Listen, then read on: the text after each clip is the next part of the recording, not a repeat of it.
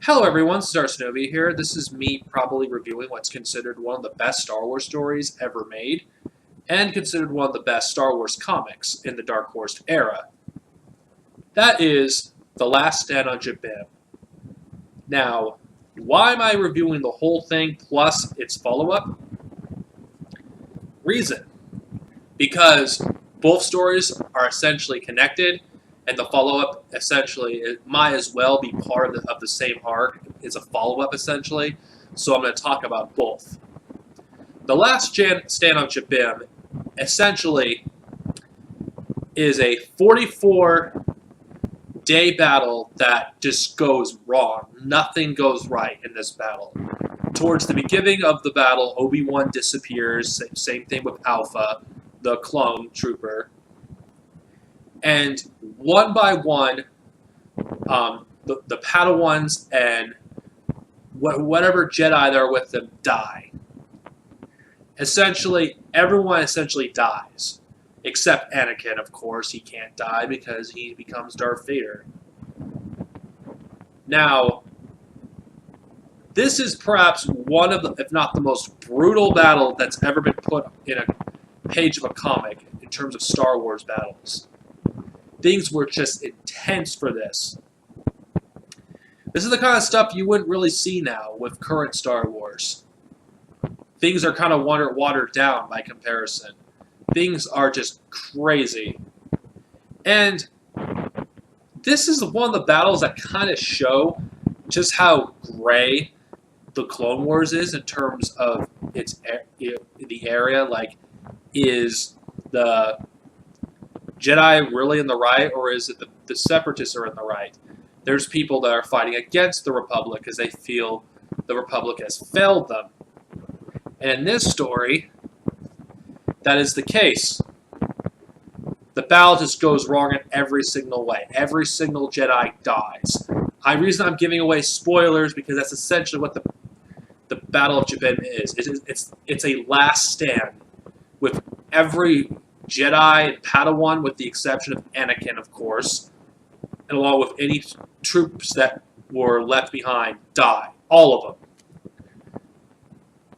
The reason why I think this is such a good story is it just shows you just how hellish war truly is.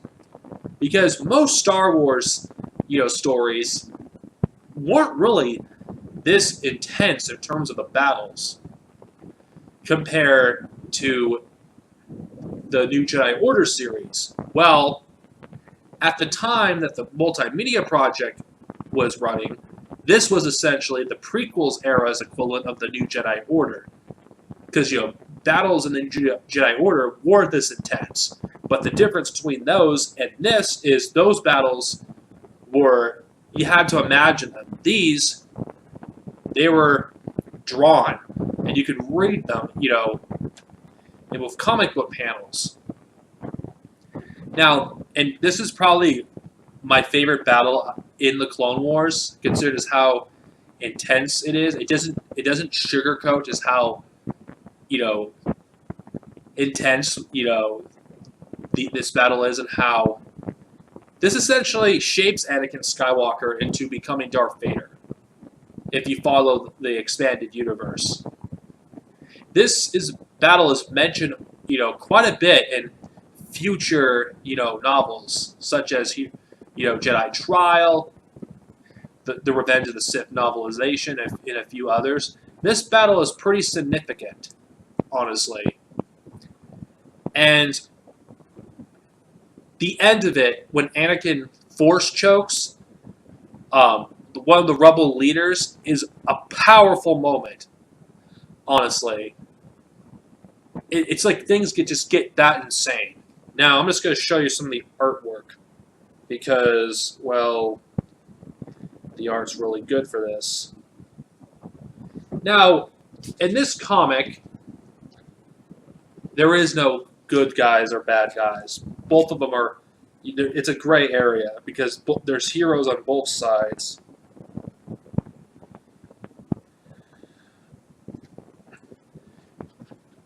This is a decently long, arc in a way. It was about 4 issues, though a lot of it is mainly you know, there isn't as much dialogue, but it's a really good story because it just shows that, the Clone Wars doesn't fuck around. Things are getting serious, and I do consider this one of the best Star Wars stories ever. Honestly, if you want to read a Star Wars battle that's fucking intense, that doesn't pull any punches, you should read the Battle of Jabiim. Now, it's follow-up. The follow-up is Anakin dealing with the aftermath of Jabiim and Obi-Wan being dead, who, of course, we all know he isn't dead, but Anakin doesn't know it at the time. And this, like I said, showcased just how much the battle affected Anakin. He is unable to let go of what happened, and he nearly kills, the future Darth Krayt because he is a toxin. And this comic kind of reveals that Anakin's pretty much already on the path of the dark side, and I have a difficult time believing that this story takes place in the 4-week time span that the Reader's Companion supposedly say all these stories take place. That's a rant for another day.